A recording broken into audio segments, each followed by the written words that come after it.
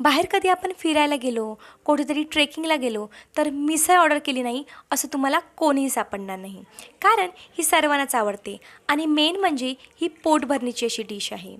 मिसळमध्येही कोल्हापूरची, नाशिकची, पुण्याची असे वेगवेगळ्या भागामध्ये वेगवेगळे मिसळीचे प्रकार तुम्हाला पाहायला मिळतील। त्यातीलच आपण कोल्हापूरची झणझणीत मिसळ आज बघणार आहोत।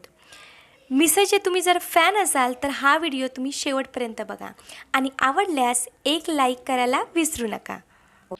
मिसळ करण्यासाठी मी इकडे 3 कप एवढी मटकी घेतली आहे।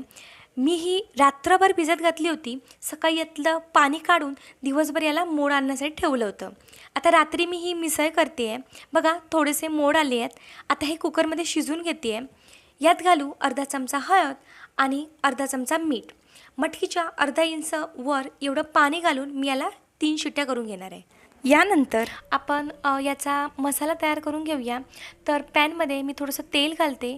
यामध्ये घालते 1 मोठी वेलची, अर्धा इंच दालचिनीचा तुकडा, 1 टेबलस्पून मिरी, 3 ते 4 लवंगा, 2 छोट्या वेलच्या, 1 टेबलस्पून जिरे, 1 टेबलस्पून शहाजिरे, थोडीशी खसखस, 10 ते 12 लसूण पाकळ्या, अर्धा इंच आले, 1 टेबलस्पून तीळ। आता हे आपण थोडंसं गरम होईपर्यंत परतून घेऊया। हे मसाले गरम करताना ते जळणार नाहीत याची मात्र काळजी घ्यायची। तर हे आपले खडे मसाले भाजून झाले आहेत। आता दुसऱ्या साईडला मी हे 2 मीडियम साईजचे कांदे घेतले आहेत आणि अर्धी वाटी सुके खोबरे घेतले आहेत। हे देखील भाजून घेऊया। सुकं खोबरं पटकन भाजून होतं। कांदा एका बाजूने दुसऱ्या बाजूने असा पलटून भाजून घ्यायचा। खोबरं भाजण्याच्या 2 पद्धती आहेत। एक तर अशा रीतीने किंवा कढईमध्ये थोडंसं तेल घालून कांदा आणि खोबरं चांगलं गोल्डन होईपर्यंत भाजून घ्यायचं। या दोन्ही पद्धतींमध्ये बनवलेल्या मिसळीची टेस्टमध्ये तुम्हाला थोडासा फरक जाणवेल। जर तुम्हाला ट्रेडिशनल पद्धतीने मिसळ जर बनवायची असेल तर या पद्धतीने भाजून घ्या। आता हा मसाला पूर्ण थंड व्हायला द्या। आता हे खोबऱ्याचे तुकडे, कांदा आणि जे खडे मसाले घेतले होते ते आपण मिक्सरमध्ये एकदम गंधासारखं बारीक वाटून घेणार आहोत। तर बघा वाटण माझं तयार आहे। आता मिसळीची तरी बनवण्यासाठी मी एक मोठं भांडं घेतलं आहे। यामध्ये अर्धा कप एवढं मी तेल घालते। तेल जास्त लागतं ही मिसळ बनवण्यासाठी। जर तुम्हाला वाटलं तर तुम्ही तेल कमी देखील वापरू शकता। तेल चांगलं तापलं की यामध्ये मोहरी घालू, कढीपत्ता घालू, बारीक कापलेला कांदा टाकायचा। मिनिटभर कांद्याला परतल्यानंतर यात मसाले घालू। याआधी गॅसची फ्लेम कमी करून यामध्ये 3 चमचे कोल्हापुरी कांदा लसूण मसाला, 1 चमचा काश्मीरी मिरची पावडर, अर्धा चमचा हळद घालून पटापट याला मिक्स करून घ्यायचं। लक्षात ठेवा तुमचे मसाले कमी गॅसवर शिजून घ्यायचे, हे करपवू द्यायचे नाहीत। यानंतर आपण जे वाटण तयार करून ठेवलं होतं ते घालू।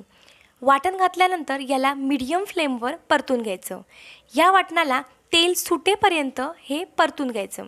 10 ते 12 मिनटं मला लागली आहेत। असं वाटलं की मसाला थोडा कोरडा झाला आहे तर यामध्ये तुम्ही थोडंसं गरम पाणी घालून घ्या। पुन्हा याला तेल सुटेपर्यंत परतून घ्या। तुम्ही बघू शकता की मसाल्यांमधील तेल इकडे वेगळं झालं आहे। मी जी मटकी शिजवली होती त्यापैकी थोडीशी मटकी मी बाजूला काढून ठेवते। सर्व करताना ही मटकी आपल्याला त्यामध्ये घालायची आहे। उरलेली मटकी यामध्ये घालून घेऊया। मिसळ चेक करा।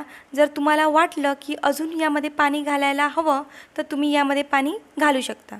याला आता 20 ते 25 मिनटं मध्यम गॅसवर शिजून घेऊया।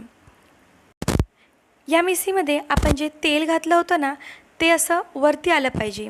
या तेलाला तरी किंवा कट म्हटलं जातं। हे मिसळीमध्ये खूप इम्पॉर्टंट असतं।